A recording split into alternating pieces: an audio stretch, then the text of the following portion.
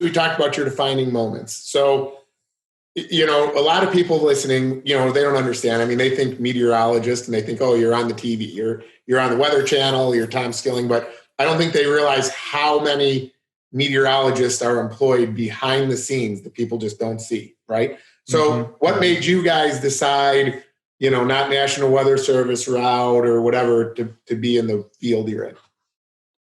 I actually have interned, like I said, in broadcast meteorology at Fox 59, and I did that my senior year of high school. They actually don't let high schoolers intern. We just made an exception kind of for us because we knew Brian from a few years before that. We had met him and a few times, and then he kind of worked us in there. And so we started learning the kind of the trades of meteorology before we even got to college to really learn about it from him.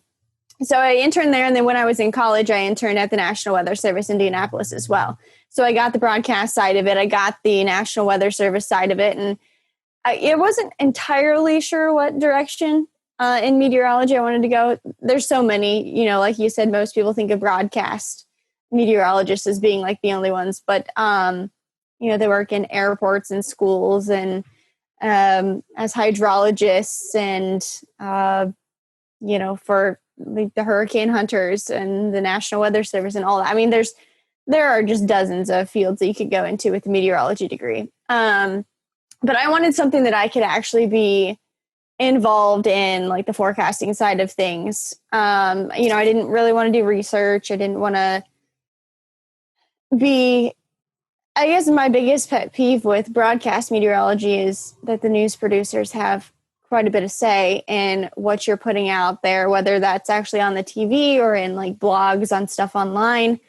They want it to sound more exciting than it is sometimes. And I wasn't about that. I was like, why can't I just give them the science and like tell them exactly what's happening? So I wanted to be more like scientifically involved and straightforward with that. And so I knew that broadcast wasn't for me. National Weather Service was fine, but then kind of, when I was still in college, TDS kind of fell into our laps based on the prior events that we talked about. And so that's the direction we went, and it worked out great for us. JT, is it the same thing, or do you want to comment? Yeah, I mean, sort of. I think for me, I actually interned here locally at Wish TV 8 under a couple meteorologists there. But like I said, I know Brian Wilkes real well, good friends with him. So I learned a lot from him. That was kind of the meteorologist I looked up to growing up, kind of like you looked up to Tom Skilling. Obviously, like I said, I kind of, when I was younger, I looked at Bob Gregory, but he retired when I was really young. So Brian Wilkes kind of became kind of the guy for me. But yeah, I started out thinking broadcast was the direction I really wanted to go, and I interned, and I actually didn't dislike broadcast. It just kind of happened that the door opened for me to go into the private sector, especially, the private sector is kind of the exploding sector of meteorology.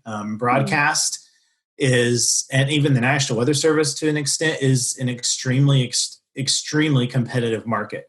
I think broadcast meteorology is like, correct me if I'm wrong, Beth, but I was thinking it's like the 7th most like sought after job in the world.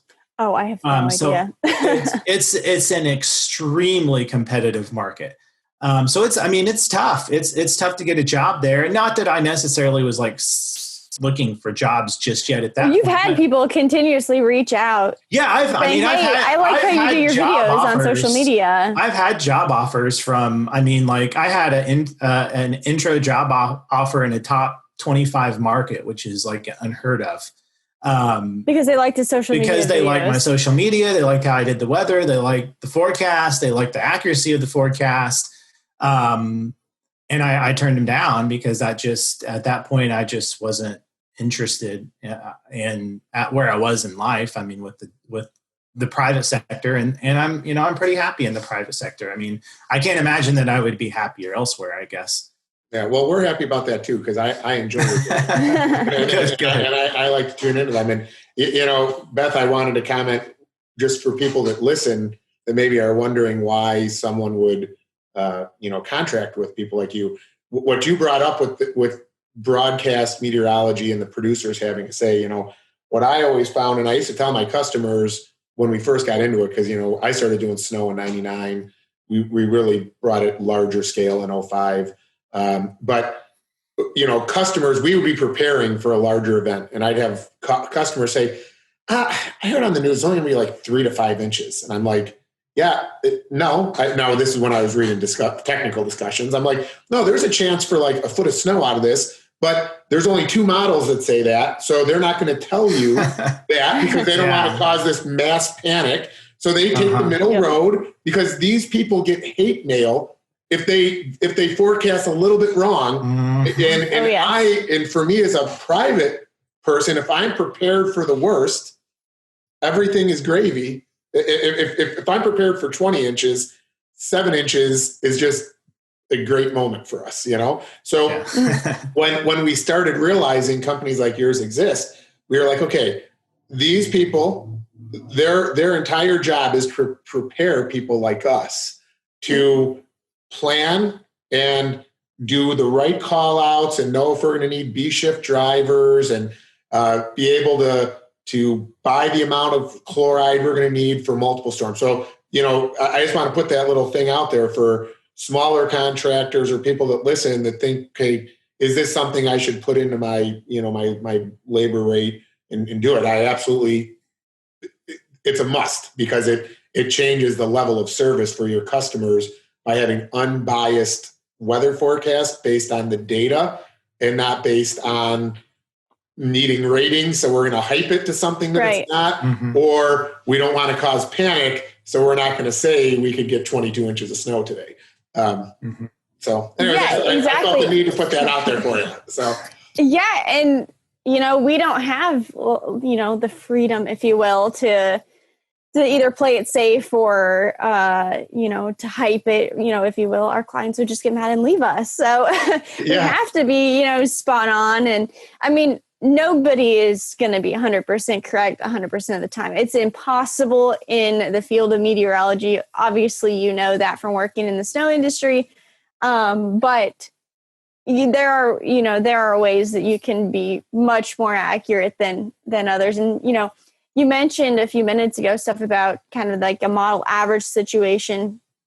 If you're always looking at a model average or going the middle of the road on the forecasts, you're going to miss, the bigger events because of that. Model averages get rid of those outliers. And, one small change, a half a degree in temperatures at, a mile up in the atmosphere could really shift an entire snowfall event from ice to snow or vice versa. So it's the little details and not completely throwing out solutions, ahead of time and warning, hey, some data is trending toward this, or, hey, we're backing off of this. We can let you know what we're seeing at all times. Yeah, no, you guys do an awesome job. So I think you kind of already answered it, but it was a bullet point question. So, with all the other private services that are out there, which there's not a ton, but there are others, what do you guys think is your biggest differentiator? I mean, I feel like I already know the differentiator because I work with you guys, but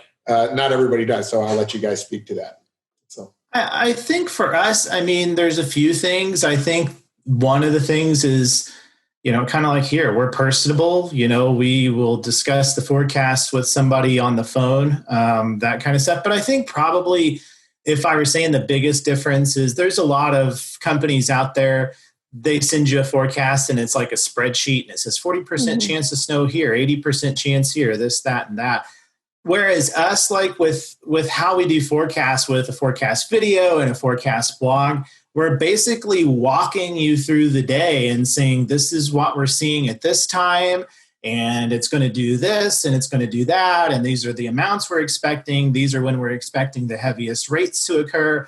But not just that, we're also saying we can also go in. The nice thing about it is say, but with that being said, we could see where this could potentially go this way, or we could see it potentially, just like last night, with, one of the blog or the forecasts I sent out to Northern Illinois, I talked about lapse rates in front of Genesis and how that could potentially lead to higher amounts, especially as you work out towards like DeKalb and Rockford and west of the metro, west of the city. Because of that, I haven't seen the totals yet out there and how that, if that end up verifying to more than 3 inches or not. But it's things like that you don't get with just a spreadsheet forecast. And so you don't have any kind of heads up. And so it's like, maybe our forecast called for 2 to 3 inches and you got 3.5 or 4. But usually a lot of times we're going to say, hey, well, this is the forecast, but understand there is the possibility for this to be an overachiever. Because if you're planning for 2 inches and you get 4 or 5 inches, or especially if you're planning for like an inch and a half and you get 3 or 4 inches on paved areas or hard surfaces, it's going to be a different story for how you're going to treat that. And I think the ability for us to at least convey the message and convey that could change or there could be a change in that forecast at least gives you the idea that there's a possibility there and you can have a plan B or make it your plan A if you want to and how to deal with that. Yeah. I have a question, Joe, for you. Yeah, I'm going to flip it a little bit just because I'm curious. So like off of what JT said here, we do like the visual and audible, like walking you through a forecast. If you received a spreadsheet forecast, which a lot of private companies, I would say most private companies still do, and you see, I've got a 40% chance of snow this afternoon. Like how can you plan around that? Whatever, like how do you take that? Because I wouldn't know. Yeah. Okay. So we have received those, and I actually have to tell you, you guys might not know this, but we believe we actually still forecast with both of you. Okay. I won't say the other person. And we still receive those. Okay. Mm-hmm. And the only reason we do is because if you just receive that with no interaction, it's actually pretty cheap. So it's like just another opinion. Gotcha. I mean, so first of all, it's important for you guys to know we're a self-performer. So we don't use subcontractors. So we have this year, 300 people? We have like 300 employees that are direct employees. Okay. So call out for us. If we call out an hour early, it could cost us a lot of money. I mean, a lot of money. On the flip side, if we call out an hour late, it's going to cost us a lot of customers. Okay, right? So it is a fine line. I will tell you that, like, I love your videos. So to answer kind of a little bit of Beth's question, one of the things that we found with you guys is I love the videos because you get into the future. Okay, like you'll kind of say, okay, here's where we're at. This is what this RPM model says. This is what this model says. And you guys will kind of give a few scenarios, okay, which really helps us with call out. And you're right. I'm going to add something real quick for legal purposes. We do not use the RPM model in any of our forecasts because we do not have permission to. Okay, that might be my fault because I will watch WGN in some cases. Okay. I'm glad you did that. Okay, so whatever your model is, just know in my mind I know. Yeah, no, we use GR Earth, so Gibson Ridge is our software. Okay, so okay, awesome. I apologize. No, it's okay. I just know there's been some people that have gotten in trouble because they have used the RPM and it's strictly a private sourced thing. You have to pay for it. And, so like Tom Skilling uses it. Brian Wilkes uses it. A lot of those guys use it. Just remember, I already admitted I'm a dork. So I'll watch yours. No worries. I just want to, then I'll watch theirs and I'm like, all right, they're pretty close, So anyway. But I wanted to add the disclaimer there. Yeah, I'm glad you did. So yeah, I mean, when it comes down to it, when you hear 40% or this or that, I mean, it doesn't do you a lot of good. The biggest thing for us that I'm looking for as a private guy is timing. Okay, like when's it going to start? Okay, and you have the tightest window possible. And then the biggest thing for us is our biggest nightmare are 1 inch snows. 1 inch snows, I think anybody in the northern Illinois market, because things change. Like if you're up Green Bay, it's 4 inch triggers. Down here in northern Illinois, I mean it's all zero tolerance. They don't. I never even understand why people live in Northern Illinois, because they actually hate the snow. That's how they understand it. But it's like, it's just what happens. So the point though is, 1 inch for us is the difference between plowing or salting. Okay. So if you guys forecast should be less than an inch and we get like 1.25, you can know Langton Group is in like we're screwed mode, because now we've got to get operators out, and the worst thing is to put operators on call, but then you don't call them. I mean, you guys know, think about how many events we have that are just under an inch, but they're forecasted 1 to 2. So imagine if you worked for me, I put you on call and say, yeah, you guys might be in a machine tonight. And then I don't call you out. Well, they see it as, I hate that company. They never call us out. They put me on call. I can't drink. I can't party. I can't do this. I can't do that. And then they don't even call me out, so. Yeah. So that's like for us.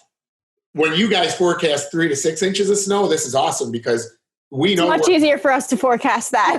Yeah, because we know we're in full call out.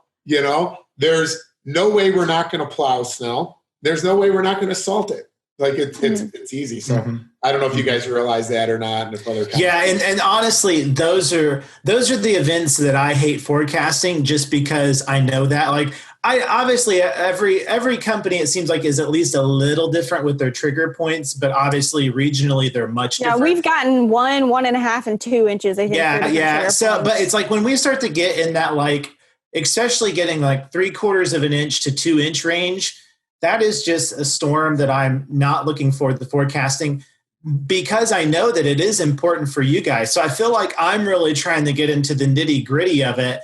Yeah. And really feeling like, I don't want to say that I'm on the spot, but that I'm on the spot, because I don't, I want you guys to be happy, and I want my forecast to verify well. And because I like to be right. I mean, who doesn't? Yeah, well, everybody, the most successful people, they want to win. They want to be. And so it's like, who was it? Vince Lombardi said the more effort and the more time you put into something, the harder it is to not succeed with it, or the harder it is to submit to law. I don't know, something like that. But that's what it is. It's like, yeah, go ahead. Yeah. And so anyways, it's like, and those, I understand, like, those storms for me are the ones that I am just like, I don't want to say dreading forecasting, because I don't want to say dread, but the ones that I'm like, man, this is a tough forecast, because I know one, a quarter, half inch one way or the other is not going to make people happy if I tell them one way or the other. But it's like, man, the only thing I will have to say, and this kind of circles a little bit back around to broadcast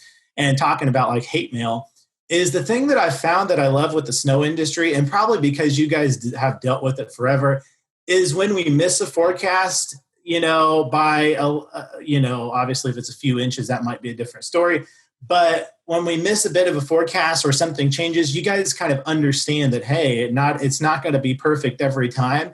Whereas, like, if you're in broadcast and, you tell somebody that, in, Podunk, Illinois, that they're going to have 4 to 6 inches, and then they get 3 3/4 inches behind their house, behind the dumpster at CVS, they're mad. You're getting hate. Well, you said we could get 4 to 6 inches. We didn't even get 4 inches. Like, it happens. Like, it's going to happen. Like, I can't forecast for the dumpster behind CVS. It's not going to happen.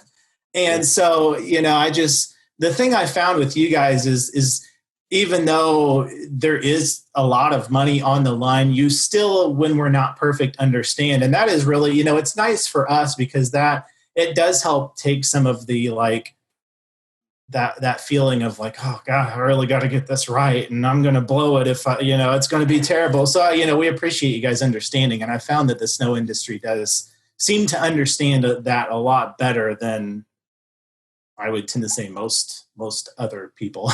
Yeah. Well, I think you hit it on the head. First of all, you are dealing with professionals that have been dealing with snow their entire life. Right. And secondly, I have this saying of, there's no value in free. So people that watch it on the news, it's a free weather forecast. Mm-hmm. Okay. Right. So it's very easy to be overly critical of it if there's no value to them. So to them, they're like, this is your job and you get paid to do it right.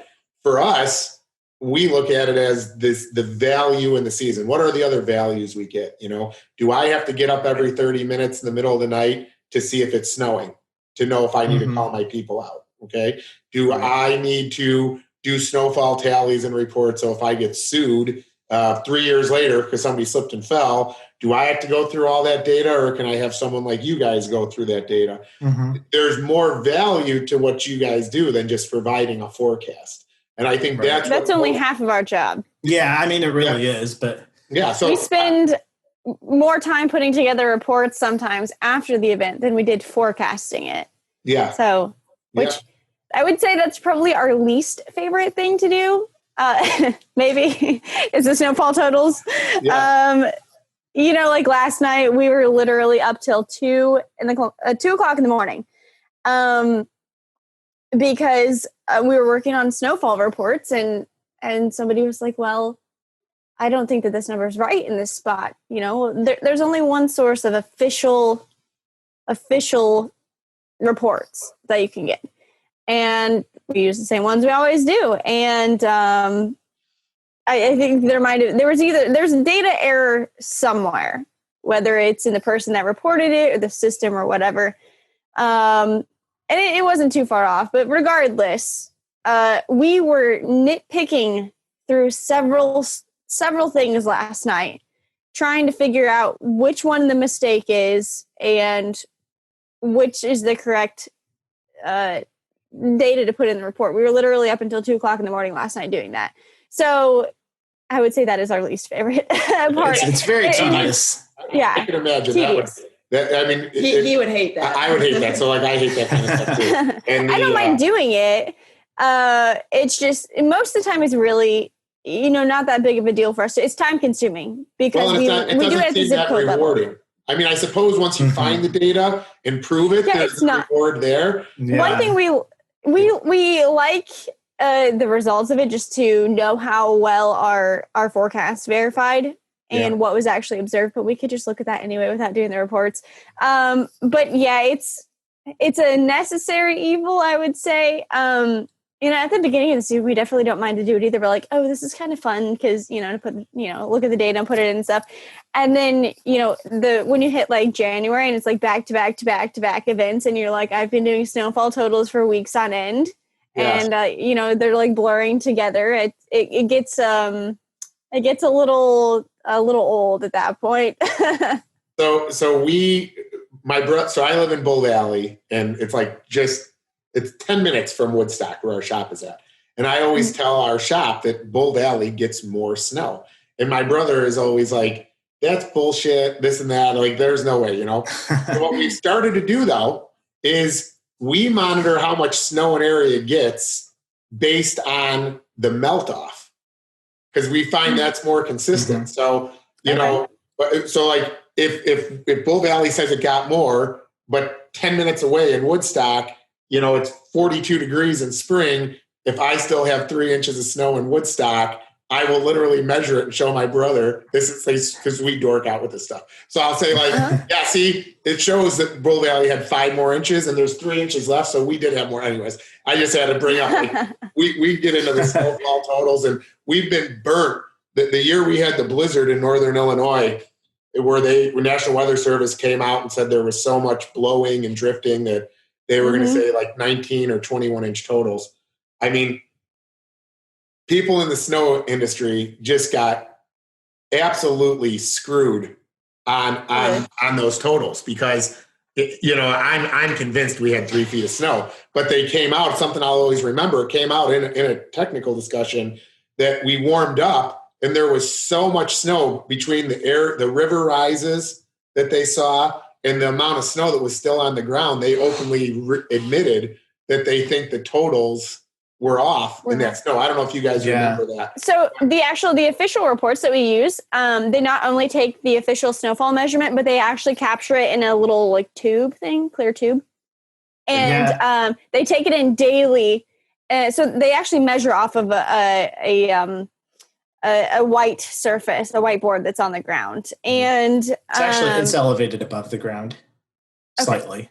Okay, slightly elevated whiteboard. And then there's also a tube that catches the snowfall as well. And then they take that inside, generally to the microwave, melt it down.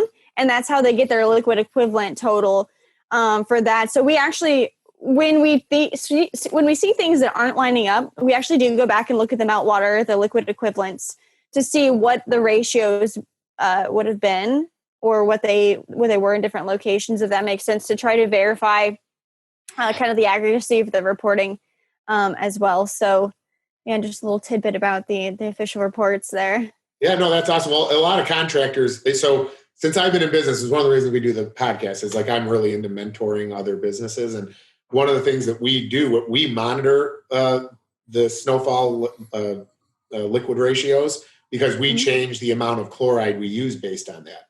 Okay. Okay. We see a lot of contractors over salt in a very high, in a 20 to 1 ratio snow. There's not a lot of liquid there to put that into brine anyways. So they tend to oversalt, and then you have a bunch of material left over. So we actually change our color codings based on those liquid equivalents. Oh. But so just so you know, like it's kind of cool that you went into that and explained it, because when we get into ice storms, one of the things it's always difficult. Okay, I take that back.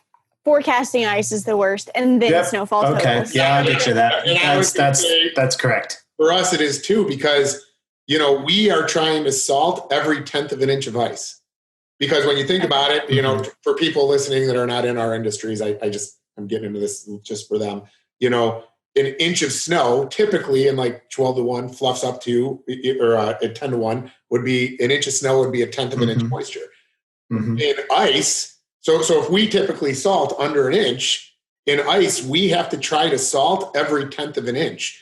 And it's really hard to get our customers to understand in a 1-inch ice storm why they have ice. And I'm like, because we have to salt 10 times, technically, if you look at it just logically, to keep that lot free of ice. And it's one of the hardest things we have to overcome, especially when it comes to billing. Usually forecasting, especially in the Midwest here, the ice storms, it's literally half of a single degree that separates a major ice storm from nothing. Like literally a half a degree of temperature. So that's why we hate it a lot. Yeah, and sometimes it's at some obscure level in the atmosphere. Yeah, it doesn't even have to be half a degree at the surface. It can be half a degree further up in the atmosphere that, if we see. So like with winter precipitation, I'm sure like all of the precipitation starts out as snow high up in the atmosphere. Mm-hmm. And then as it goes through the air column, it will either stay as all snow, it'll melt partially down and then refreeze and you have sleet, or it'll melt all through the column of air and then it'll freeze again at the surface, which is freezing rain. If you have a half a degree temperature swing at any of those levels, it would affect the precipitation type that's falling. And I'm going to try not to get too No, I love this. Too I like here. I was going to say, and not only you were talking about snowflake size and stuff, we can see that from SKU-T diagrams up in the atmosphere. It's called the dendritic growth zone, or the DGZ. Mm-hmm. If it's got plenty of moisture, we know that these are going to be big flakes falling. If it's a pretty dry, we're going to have tiny little snowflakes falling.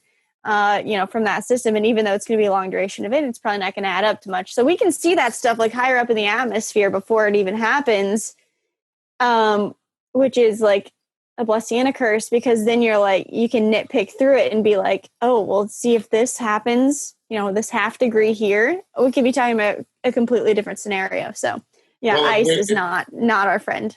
In wind, we'll throw off that eccentric growth zone, because I've seen where technical discussions, they're talking about it, and then the day after you don't get those large snowflakes, and at 10,000 feet there's a little more wind than the models expected, and flakes. I mean, it's people don't understand, and I'm only bringing this up, how many variables can change in weather forecasting to completely change. If people knew, they would not complain about meteorologists as much.